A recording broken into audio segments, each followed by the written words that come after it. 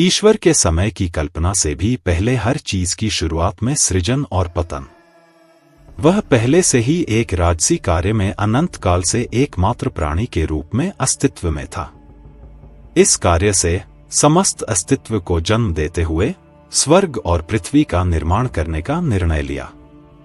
उनकी अतुलनीय संप्रभुता और सृजनात्मकता का भव्य प्रतिबिंब पराकाष्ठा।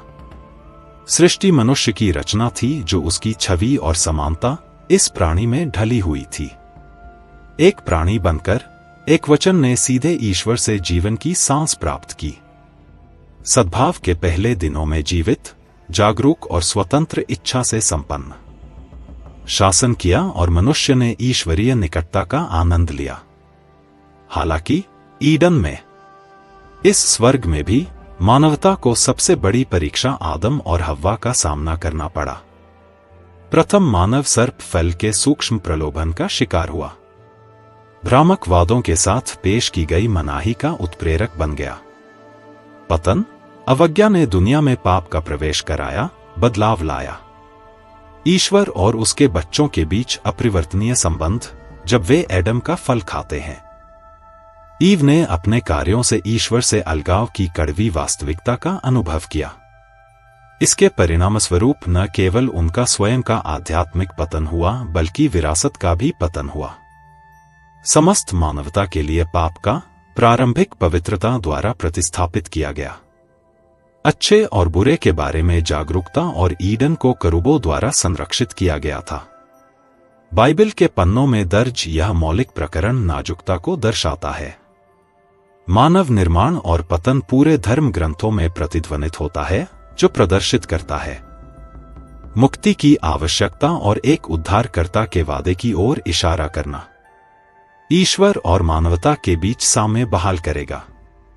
आदम और हव्वा के पतन के बाद एंटीडिलुवियन काल, मानवता के प्रक्षेप पथ का पता चलता है। मानव स्वभाव की जटिलता और ईश्वर की निरंतर खोज। प्राचीन विश्व की पुनर्स्थापना साजिशों और चुनौतियों से भरी हुई थी।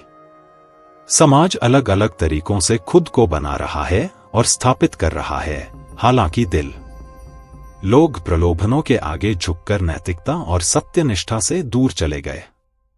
धर्म के मार्ग से भटकते हुए उत्पत्ति की पुस्तक हमें इस ओर ले जाती है। नैतिक पतन का दौर, लोगों के बीच संबंधों को चिह्नित किया गया। उत्पत्ति 6 श्लोक 1-2 और में विश्वासघात, लालच और सत्ता के लिए बेलगाम खोज। 3, हमने निम्नलिखित पढ़ा और ऐसा हुआ कि जैसे जैसे मनुष्य बहुगुणित होने लगे, पृथ्वी पर उनकी बेटियां पैदा हुईं, उन्होंने परमेश्वर के पुत्रों को देखा। मनुष्यों की बेटियां सुंदर थीं और उन्होंने अपनी इच्छानुसार पत्नियां ब्याह लीं। तब यहोवा ने कहा, नहीं, मेरी आत्मा सदैव मनुष्य के साथ संघर्ष करती रहेगी क्योंकि वह भी देहधारी है। लेकिन उसके दिन 120 साल के होंगे। इसकी अलग अलग व्याख्याएं हैं। कुछ लोग मानते हैं कि ईश्वर के पुत्र स्वर्गदूतों को संदर्भित करते हैं। चीजों के प्राकृतिक क्रम की अवज्ञा करते हुए वे पृथ्वी पर उतरे और महिलाओं से जुड़ गए। नेफिलिम नामक दिग्गजों की एक संकर जाति उत्पन्न करना यह आखिरी तिनका होगा। पानी के बारे में जिसने भगवान को बाढ़ भेजने के लिए प्रेरित किया, हालांकि एक अन्य व्याख्या से पता चलता है। उत्पत्ति अध्याय 6 को अध्याय 4 के संबंध में समझा जाना चाहिए, और 5 जहां अध्याय 4 के वंशजों को प्रस्तुत करता है, जबकि अध्याय 5 प्रस्तुत करता है 7 संतानें, आदम का तीसरा पुत्र। इस प्रकार पुरुषों की बेटियां कहा जाता है। ऐसा प्रतीत होता है कि यह कैन के अधर्मी वंश की वंशज महिलाओं को संदर्भित करता है, जबकि परमेश्वर के पुत्र कहे जाने वाले 7 की संतानें प्रतिनिधित्व करेंगी। वंश जो निर्माता के पतन और नूह के आह्वान के प्रति वफादार रहा। इस अशांत संदर्भ में नूह की छवि उभरती है, उसे बाइबल में इस रूप में प्रस्तुत किया गया है। एक न्यायप्रिय और धार्मिक व्यक्ति जो अपने समाज में फैले भ्रष्टाचार के बीच खड़ा था, नूह का बेटा था। लेमेक और मतूशेलह का पोता, उसकी पत्नी के अलावा उसके 3 बेटे कैम और येपेत थे। उत्पत्ति की पुस्तक नूह को उसके समकालीनों के बीच धर्मी के रूप में वर्णित करती है और अपने समय के लोगों के बीच धर्मी, उनकी सत्यनिष्ठा के लिए एक दिव्य प्रशंसा। उसके आसपास का समाज भ्रष्ट आचरण में लिप्त हो गया और ईश्वर नूह के मार्गों से खुद को दूर कर लिया। बढ़ती स्थिति के बावजूद अपनी भक्ति और दोष रहित आचरण में दृढ़ रहे। एंटीडिलुवियन समाज का भ्रष्टाचार और बुराई, भगवान अपनी संप्रभुता में और न्याय ने बाइबल के वृत्तांत के अनुसार बाढ़ के माध्यम से पृथ्वी को शुद्ध करने का निर्णय लिया। उत्पत्ति की पुस्तक में पाया गया ईश्वरीय निर्णय के सामने हस्तक्षेप करने का खुलासा करता है। नैतिक पतन जो एक गंभीर बिंदु पर पहुंच गया था, भगवान ने नूह और उसमें देखा। धार्मिकता और न्याय की रोशनी मिली। नूह को ईश्वरीय बुलावा अनुग्रह का कार्य था और ईश्वर ने न केवल सृष्टि को दंडित करने का निर्णय लिया बल्कि संरक्षण और नवीनीकरण का अवसर भी प्रदान किया। नूह के माध्यम से नूह को निर्देश प्राप्त हुए। जहाज के निर्माण और परियोजना की जटिलता के बारे में प्रतिबिंबित किया गया। उत्पत्ति 6 में बाइबल के विवरण के अनुसार जहाज के दैवीय उद्देश्य की गंभीरता। वह 300 हाथ लंबा, 50 हाथ चौड़ा और 30 हाथ चौड़ा था। ऊंचाई 1 हाथ पुरानी माप लगभग 45 सेंटीमीटर से मेल खाती है। इसका मतलब है कि जहाज का आयाम लगभग 137 मीटर लंबा था, 22 मीटर चौड़ा और 13 मीटर ऊंचा। ये संख्याएं भव्यता का अंदाजा देती हैं। जिस परियोजना को नूह ने विश्वास और आज्ञाकारिता के साथ स्वीकार किया, बाइबल उस जहाज का वर्णन इस प्रकार करती है। प्रकाश व्यवस्था और विशिष्ट पशु कक्षों के लिए एक उद्घाटन के साथ एक 3 मंजिला संरचना। ईश्वर ने अपनी सर्वज्ञता में सभी प्रजातियों की सटीक विशिष्टताएं नूह को बताईं। जहाज के निर्माण के लिए हर विवरण स्पष्ट रूप से बताया गया था। सरों की लकड़ी और कोलतार का उपयोग उत्तम ईश्वरीय प्रावधान को प्रतिबिंबित करता है। यह नूह के परिवार के साथ उसके जहाज के स्थायित्व और संरक्षण को सुनिश्चित करने की ईश्वर की योजना का हिस्सा था। खुद को अविश्वास से विचलित हुए बिना निर्माण के लिए अथक रूप से समर्पित कर दिया। उसके आसपास के लोगों से कुछ अपोक्रिफल वृत्तांत जैसे कि जाजर अध्याय की पुस्तक 5 बताते हैं कि नूह को जहाज के निर्माण को पूरा करने में 5 साल लगे। के प्रावधान को व्यवस्थित करने की आवश्यकता को देखते हुए समय उचित प्रतीत होता है। परिवार के लिए और जहाज में बचे सभी जानवरों के लिए भोजन।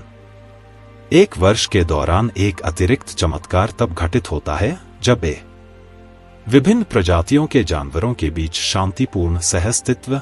बाइबल का विवरण न केवल जानवरों की दैवीय निर्देशों का पालन करने पर बल देता है, बल्कि इस पर भी जोर देता है। जहाज के अंदर व्याप्त शांति और सद्भाव के प्रावधान पर प्रकाश डालता है। भगवान ने बाढ़ की शुरुआत में बाढ़ का नाटकीय ढंग से वर्णन किया है। शास्त्रों के अनुसार महान द्वीप के सभी फव्वारे तोड़ दिए गए और खिड़कियां तोड़ दी गईं। उत्पत्ति 7 आयत 11 में आकाश खुल गया और मूसलाधार वर्षा हुई। लगातार तेजी से परिचित दृश्यों को एक अपरिचित परिदृश्य पानी में बदल रहा है। वे मैदानों, पहाड़ों और नजर आने वाली हर चीज को कवर करते हुए अथक बल के साथ आगे बढ़े। रास्ते में सामना होने पर बाइबल यह स्पष्ट करती है कि सभी ऊंचे पर्वत, सारा आकाश जल से ढका हुआ था। 40 दिन और 40 रात तक पृथ्वी जलमग्न रही और जहाज जल में तैरता रहा। अशांत समय में नूह द्वारा बनाई गई यह नाव सिर्फ एक भौतिक आश्रय नहीं थी। यह अराजकता के बीच में ईश्वरीय मुक्ति, ईश्वर की कृपा का प्रतीक भी है। नूह, उसके परिवार और जानवरों, कबूतर और की रक्षा करते हुए पानी के माध्यम से जहाज का मार्गदर्शन किया। बरसात के मौसम के बाद बहाली नूह ने अपने धैर्य और विश्वास में भेजने का फैसला किया। पृथ्वी की स्थितियों की जांच करने के लिए कबूतर को पहली बार जब भेजा गया तो वह बिना खोजे ही वापस लौट आया। हालांकि उतरने का स्थान यह दर्शाता है कि पानी अभी भी पृथ्वी को ढका हुआ है। दूसरी बार भेजने वाला कबूतर अपनी चोंच में जैतून का एक पत्ता लेकर संकेत करते हुए लौटा। इस समय पानी कम हो रहा था और जीवन बहाल हो रहा था। नूह द्वारा अभी तक पृथ्वी के नवीनीकरण की पुष्टि के रूप में देखा गया।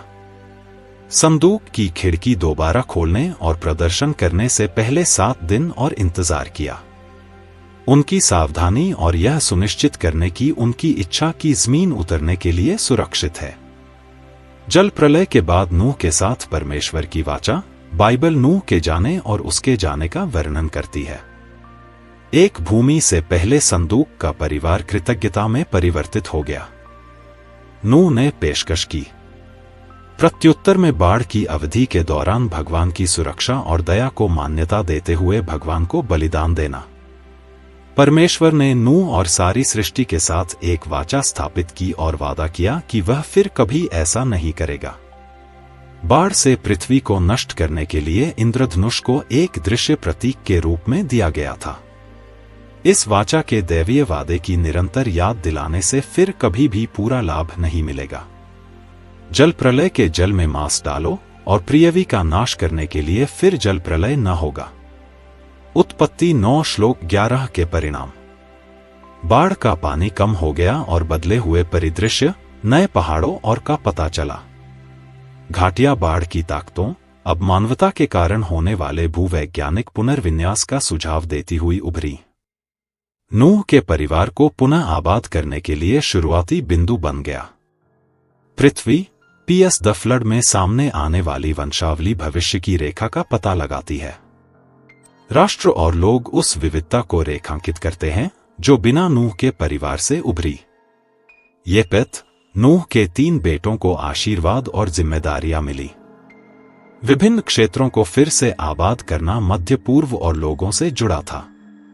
इब्रानियों और अरबों समेत सेमाइट्स, जेपेथ को यूरोप को फिर से आबाद करने का मिशन मिला। जैसा कि उत्पत्ति 9 श्लोक 27 में दर्ज है, एशिया के कुछ हिस्से ईश्वर को येपेथ तक फैलाते हैं और उसमें निवास करते हैं। 100 के तंबू और कनान उसके नौकर कैम बदले में उस क्षेत्र से जुड़े हुए थे। बाद में इसे अफ्रीका से जोड़ा जाएगा, इसके वंशज लोगों से जुड़े होंगे। अफ्रीकी कैम प्रकरण और अभिशाप कैम प्रकरण और अभिशाप की यदि।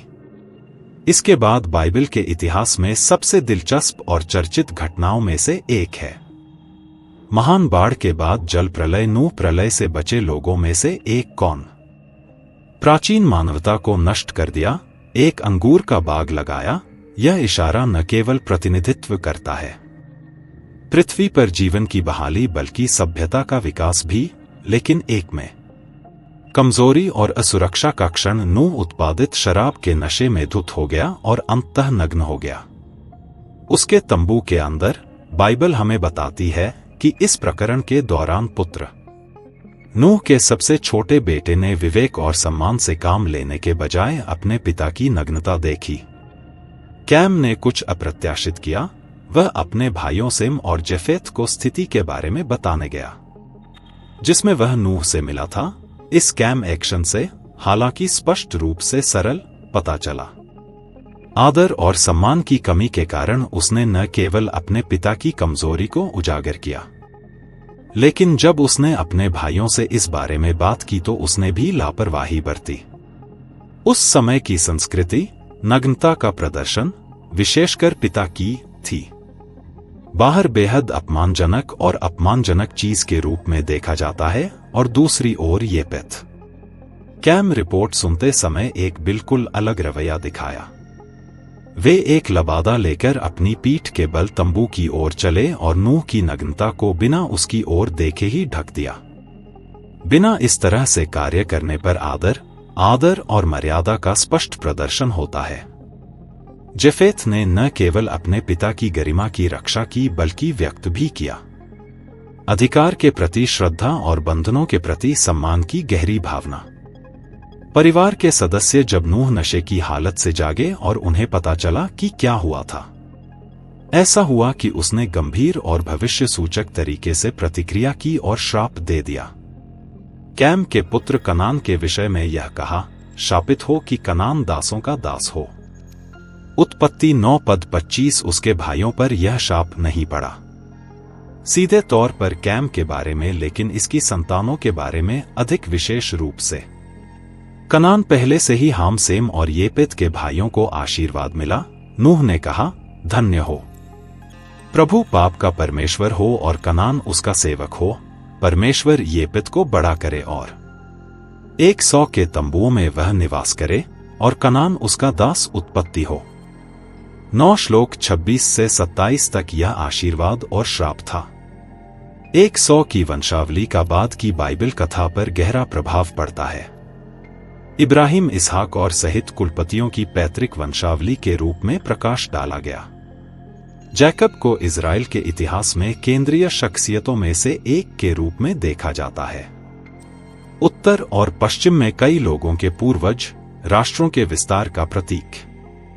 कैम वंश विशेष रूप से कनान के माध्यम से लोगों से जुड़ा था, जो बाद में कनान की भूमि पर निवास करेंगे, जिनमें से कई बन जाएंगे इजराइलियों के विरोधी।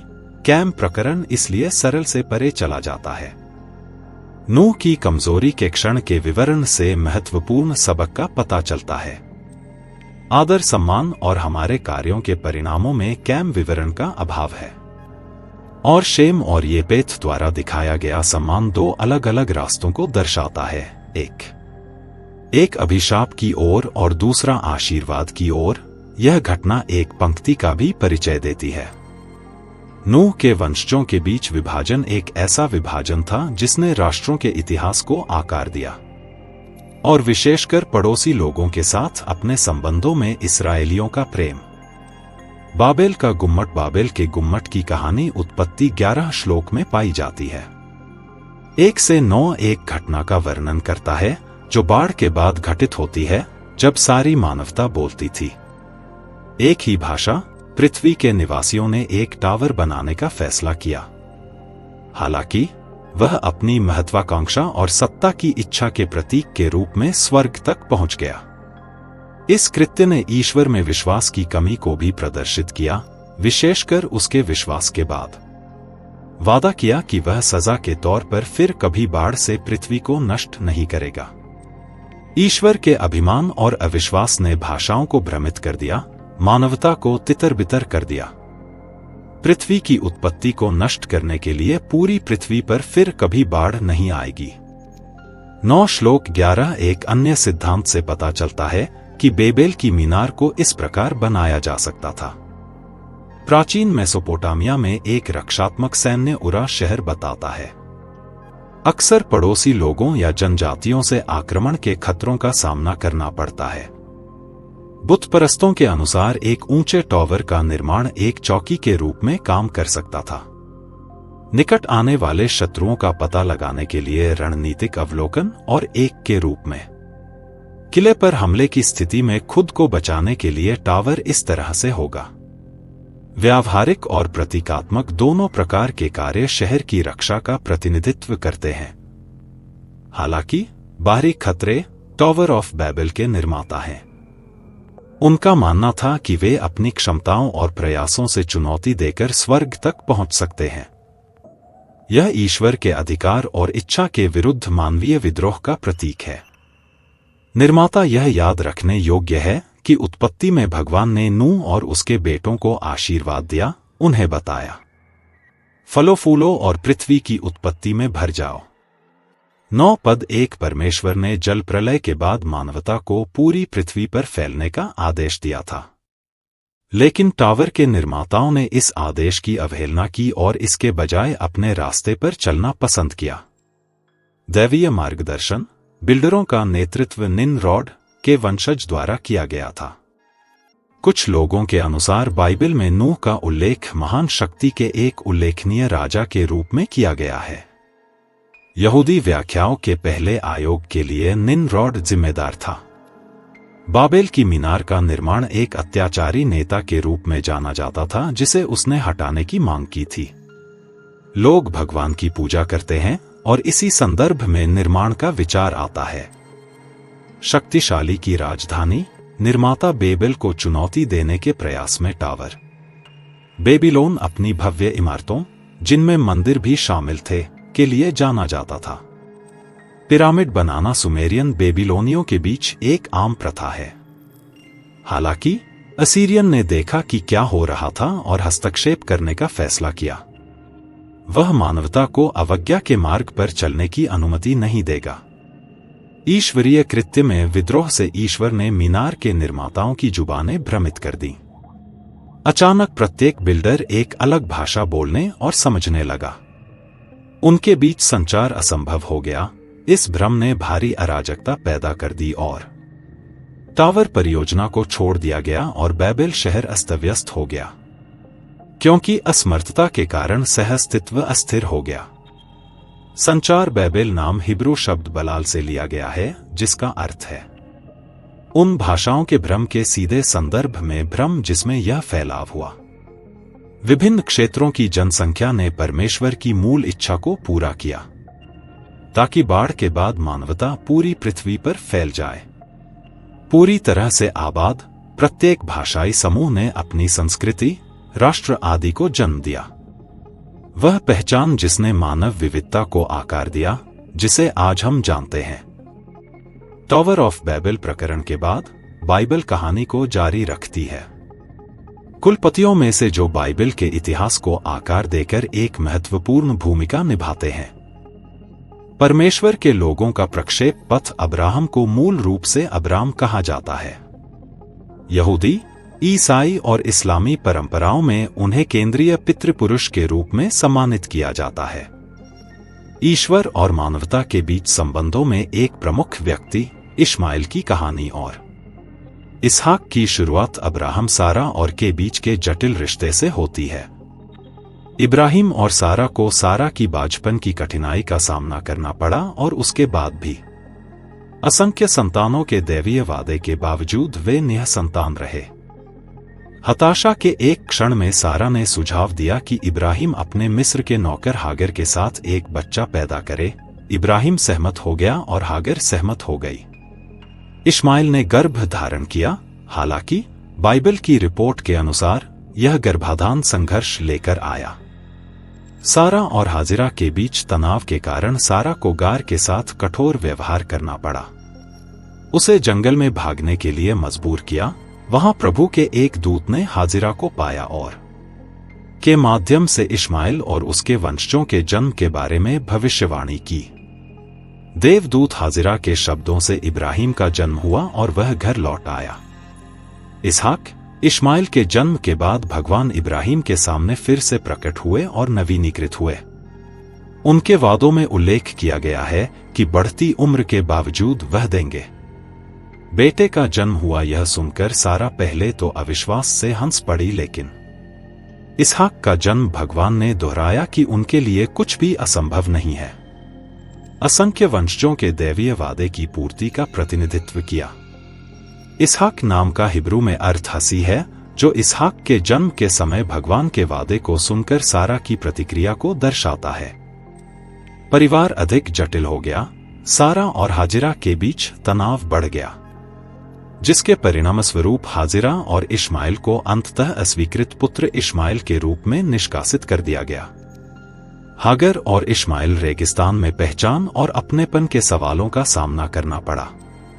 अकेलेपन और अनिश्चितता का अनुभव किया और बाइबल हाजिरा की पीड़ा पर प्रकाश डालती है, जब एक निश्चित बिंदु पर उसके बेटे को रेगिस्तान में हाजिरा और इश्माइल को पीड़ित होते हुए देखे। रेगिस्तान में हाजिरा और इश्माइल की स्थिति निराशाजनक हो गई। पानी की स्थिति खराब हो गई, खत्म हो गया और दोनों को चरम पर प्यास से मरने की नौबत का सामना करना पड़ा। पीड़ित हाजिरा ने इश्माइल को एक पेड़ के नीचे रख दिया और चला गया, असमर्थता के कारण। इस महत्वपूर्ण क्षण में अपने बेटे को मरते हुए देखकर भगवान ने हस्तक्षेप किया। प्रभु के दूत ने स्वर्ग से हाजिरा को बुलाया और पूछा कि क्या हो रहा है।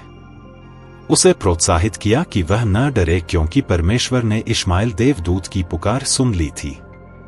फिर वादा किया कि भगवान इश्माइल को एक महान राष्ट्र बनाएंगे। फिर भगवान ने खोला। हाजिरा की नजर पड़ी और उसने पास ही पानी का एक कुआं देखा। हाजिरा उसके पास गई।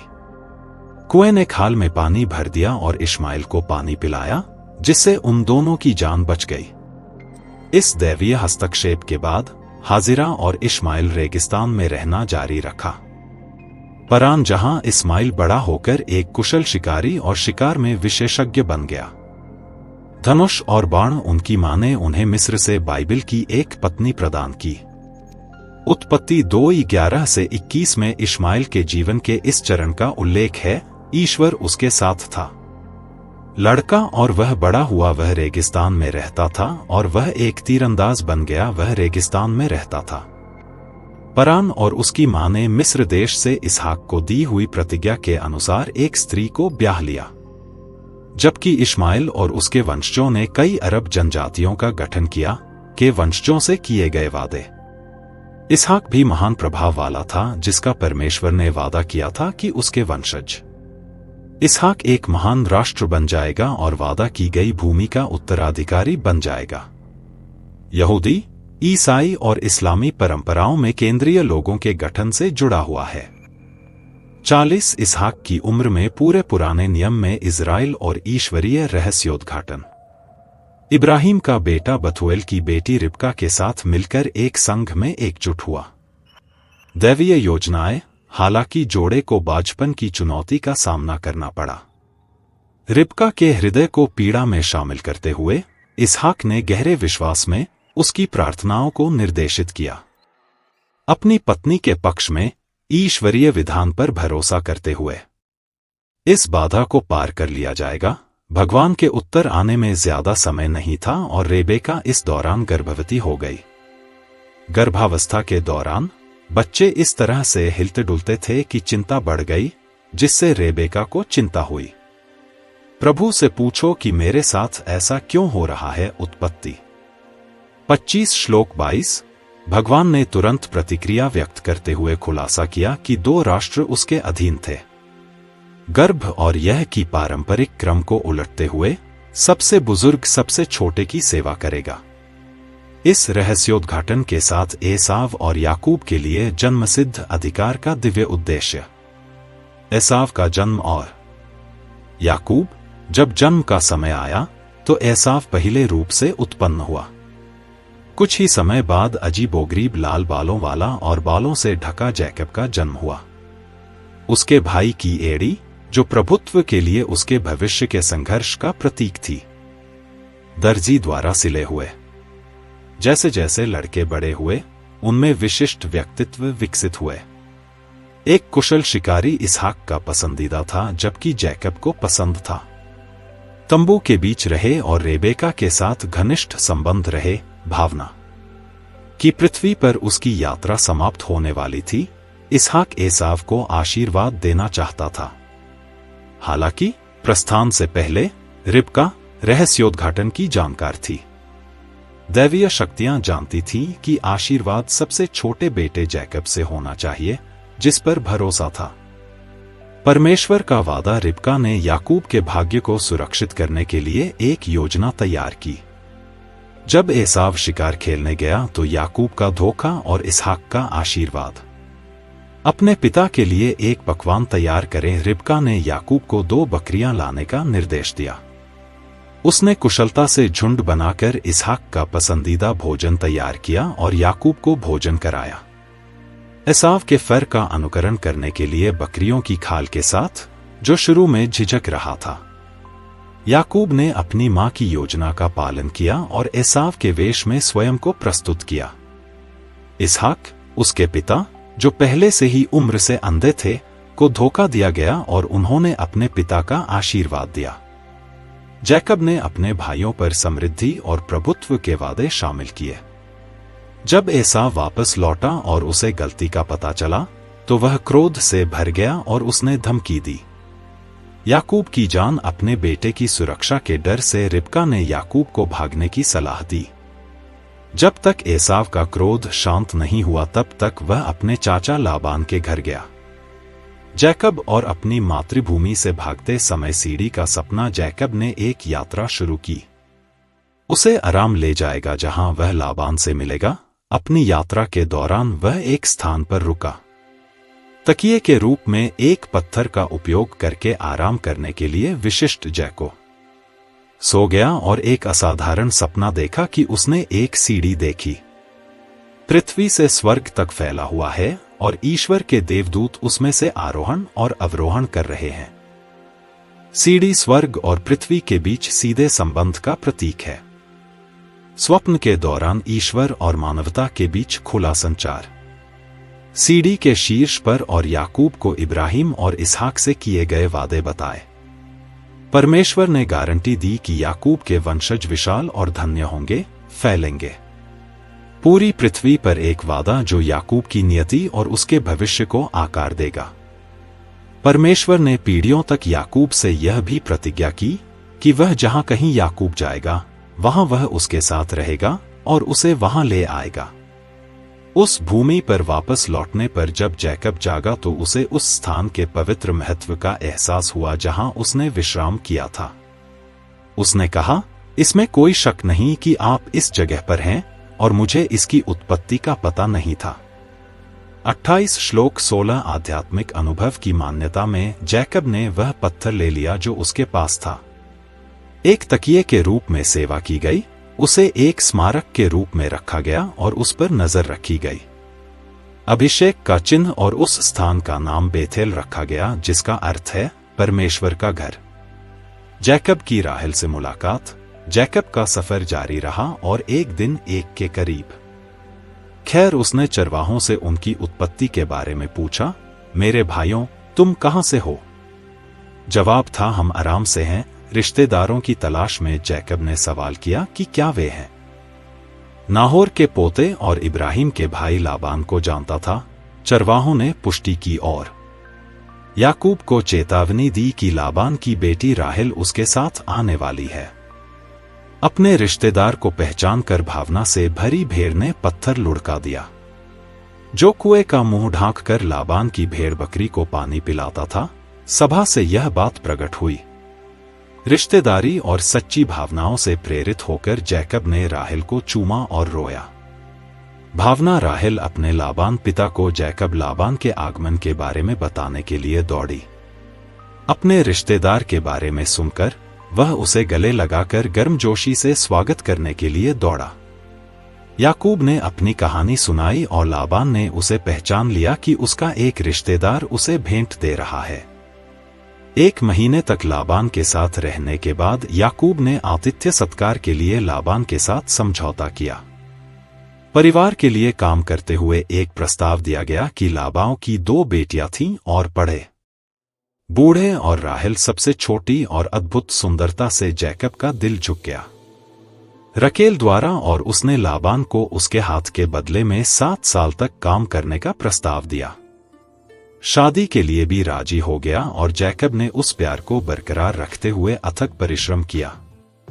7 साल के अंत में याकूब ने लाबान से राहेल से विवाह करने के लिए कहा। रकेल हालांकि चालाक लाबान ने एक शादी की दावत तैयार की और शाम को भोर में जैकब को अपनी सबसे बड़ी बेटी लिया दी। जैकब को गलती का एहसास हुआ। आश्चर्यचकित और निराश होकर उसने लाबान का सामना किया, जिसने यह कहकर इसे उचित ठहराया कि वह नहीं था। सबसे बड़ी बेटी से पहले सबसे छोटी बेटी की शादी करने की प्रथा। लाबान ने तब जैकब को प्रस्ताव दिया। लिया के साथ उत्सव का सप्ताह पूरा किया और फिर रकेल से शादी की। जैको के लचीलेपन और प्यार की गवाही के लिए अगले 7 साल तक काम करने की शर्त रखी गई। लाबान के साथ समझौते, समृद्धि और संघर्ष को स्वीकार कर लिया। जैकब ने अब शादी कर ली। लिया और रकेल ने अपने परिवार को मजबूत किया और अपना परिवार बनाने में सफल हुए। झुंड भगवान ने उनके प्रयासों को आशीर्वाद दिया और जानवर उनकी देखभाल के अधीन हो गए। हालांकि जैसे जैसे याकूब का लाबान के साथ तनाव बढ़ता गया, वे कई गुना बढ़ गए। स्वायत्तता और मांग की आवश्यकता को समझने में भी वृद्धि हुई है। जैकब ने अपने पिता की भूमि पर लौटने का जो दिव्य वादा व्यक्त किया था, उसे पूरा करें। यह महसूस करते हुए कि याकूब की उपस्थिति आशीर्वाद का स्रोत थी, लाबान को छोड़ने की इच्छा। उसे रुकने के लिए मनाने की कोशिश की, लेकिन भगवान के बुलावे से निर्देशित होकर जैकब बना रहा, अपने निर्णय पर दृढ़। इसलिए याकूब अपनी पत्नियों, बच्चों और के साथ आया। झुंड कनान देश की ओर चले गए, हालांकि उसे अभी भी डर था। अपने भाई एसाव के साथ पुनर्मिलन, जिसका क्रोध उसे मिलने के बाद से ही डर रहा था। इसहाक का आशीर्वाद, एसाव के साथ पुनर्मिलन और नदी में लड़ाई। यब्बोक, एसाव से मिलने से पहले जैकब ने उसे खुश करने के लिए एक योजना तैयार की। संभवतः अपने भाई के क्रोध के कारण उसने जानवरों सहित उपहारों का एक कारवां भेजा और मेल मिलाप के संकेत के रूप में बैठक से एक रात पहले याकूब ने अपनी नौकर पत्नियों को इकट्ठा किया और बालकों को यब्बोक नदी पार कराई, तो भी वह वैसे ही रहा। अकेले दूसरी तरफ अपने सबसे गहरे डर का सामना करने के लिए यह वही था। असाधारण घटना घटी, एक रहस्यमय व्यक्ति प्रकट हुआ और उसने जैकब से युद्ध किया। पूरी रात लड़ाई तीव्र थी और जैकब के सामने आने वाली चुनौतियों का प्रतीक थी। अपने जन्म के क्षण से ही अपनी यात्रा में उसका सामना करना पड़ेगा जब उसने धारण किया था। एसाव की एड़ी याकूब ने अब की पूर्व संध्या पर प्रबल होने के लिए लड़ाई लड़ी थी। अपने भाई के साथ पुनर्मिलन में वह अपने जीवन के सबसे निर्णायक क्षण का सामना कर रहा था। लड़ाई के चरम पर उस आदमी ने जैकब की जांघ के जोड़ को छुआ, जिससे वह उखड़ गया। घायल जैकब ने हार मानने से इनकार कर दिया और उस व्यक्ति से आशीर्वाद लेने पर जोर दिया। उसने जैकब से पूछा कि उसका नाम क्या है और जवाब सुनने पर उसने कहा कि तुम्हारा नाम नहीं है। यह याकूब से बढ़कर इस्राएल होगा, क्योंकि तुम परमेश्वर और मनुष्यों से लड़े और प्रबल हुए। उत्पत्ति 32 श्लोक 28 नाम परिवर्तन ने एक आध्यात्मिक और पहचान परिवर्तन को चिह्नित किया। जैकब, जिसे अब इज़राइल पेनियल कहा जाता था, के साथ मुठभेड़ बहुत गहरी थी। भगवान जैकब को एहसास हुआ कि उसने भगवान से युद्ध किया है। उसने उस स्थान का नाम पेनियल रखा। इसका अर्थ है ईश्वर का चेहरा, क्योंकि उसने ईश्वर को आमने सामने देखा था और फिर भी उसका जीवन बचा लिया गया था। भगवान के साथ संघर्ष ने न केवल जैकब का नाम बदल दिया, बल्कि उसका नाम भी बदल दिया। यह उनकी आस्था, विश्वास और दृढ़ता की यात्रा में एक नए अध्याय का प्रतीक है। जैकब के परिवर्तनकारी अनुभव के बाद, जिसमें उसे एक नया प्राप्त हुआ, पहचान और एक नए परिप्रेक्ष्य के लिए उन्होंने अपनी यात्रा जारी रखी। भोर में लड़ाई के दौरान जांघ उखड़ जाने के कारण हम लंगड़ाते हुए वहां पहुंचे। याकूब और एसाव की कहानी का चरम बिंदु उनके बीच होने वाली भयानक मुलाकात के साथ है। एसाव के प्राचीन खतरे से घिरे भाई कार्रवाई के लिए हवा में लटक गए। जैकब को मार डालो। स्थिति की नजाकत को समझते हुए जैकब ने एक उपाय किया। नम्रता और समर्पण। एसाव के सामने 7 बार झुकना। यह भाव प्रतीकात्मक रूप से जैकब के प्रति सम्मान और गहरी इच्छा को प्रदर्शित किया गया। सुलह आश्चर्यजनक रूप से एसाव ने शत्रुता के साथ जवाब नहीं दिया। कई लोगों ने उम्मीद की होगी, इसके बजाय वह जैकब की ओर दौड़ा, उसे गले लगाया और रोया। यह दृश्य उल्लेखनीय था, इसके बावजूद क्षमा और भाईचारे के प्रेम का प्रतीक था। मेल मिलाप। याकूब और एसाव ने अपने अपने रास्ते याकूब को अलग करने का निर्णय लिया। सुकोटे में बस गए, जहां उन्होंने अपने मवेशियों के लिए एक घर और आश्रय स्थल बनाया। स्थिरता चरण इसकी भौतिक सुरक्षा और शांति दोनों का प्रतीक है। वर्षों की अनिश्चितता और संघर्ष के बाद हासिल की गई उपलब्धि। जैकब के 12 बेटे थे। इस्राएल के 12 गोत्रों के नेताओं ने यूसुफ की कहानी सुनाई। जैकब के बेटे सबसे अलग हैं। अगले वीडियो में हम आपकी और आपके भाइयों की रोमांचक कहानी बताएंगे। अवश्य देखें। चैनल को सब्सक्राइब करें और नए वीडियो की सूचना पाने के लिए नोटिफिकेशन चालू करें। हमारे वीडियो देखने के लिए बहुत बहुत धन्यवाद। भगवान का आशीर्वाद आपके साथ रहे।